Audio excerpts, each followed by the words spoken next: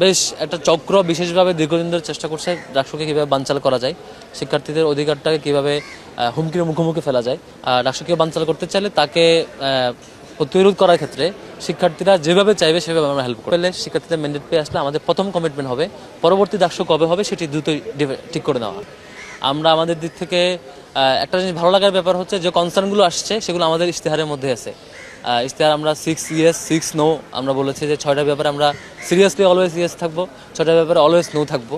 আবার 36টা reform plan আমরা দিয়েছি, যেটি 12 মাসে 36টা রিফর্ম করলে ক্যাম্পাসটা ভালোভাবে গড়বার সুযোগ হবে আমাদের, সেটি আমরা চেষ্টা করছি। আবার একই সাথে আমরা সবার সাজেশনগুলো নিচ্ছি। সাজেশনগুলো আমাদের আবার একটা ভালো লাগার ব্যাপার হচ্ছে তাদের কনসার্নগুলো আমাদের বিভাগ ভিত্তিক যে প্ল্যান, প্রত্যেকটা সম্পাদকদের যে ইশতেহার এবং এক্সিকিউটিভ প্ল্যান সেখানে ডিটেল আছে। আশা করি আমরা সেই কাজগুলো বাস্তবায়ন করতে পারবো।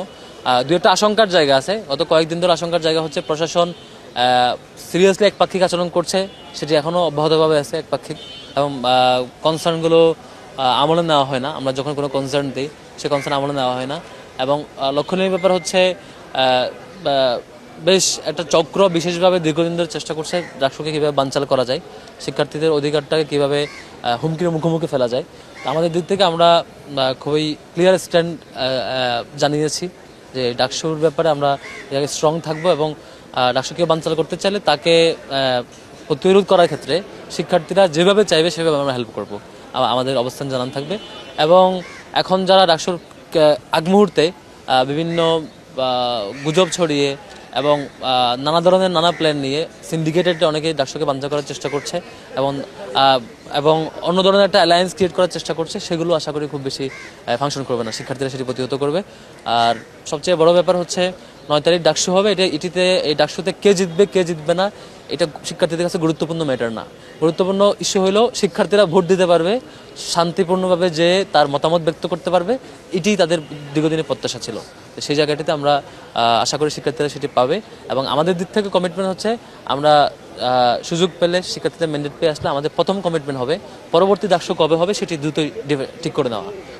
ডাকসুটা রেগুলার করা, শিক্ষার্থীদের প্র্যাকটিস রেগুলার করা, এবং একই সাথে শিক্ষার্থীদের অধিকারের ব্যাপারে আমরা যেগুলো বলেছি সেখানে একজন শিক্ষার্থীকে বিশ্ববিদ্যালয়টাকে রাজনৈতিক প্রতিষ্ঠান থেকে একাডেমিক প্রতিষ্ঠানে রূপান্তর করার জন্য যা করা দরকার, এবং এই ক্যাম্পাসটাকে বাজে রাজনীতির প্র্যাকটিস থেকে মুক্ত রেখে একটা একাডেমিক ফ্রেন্ডলি পরিবেশ করার জন্য যা করা দরকার সবটুকু আমরা করবো ইনশাল্লাহ।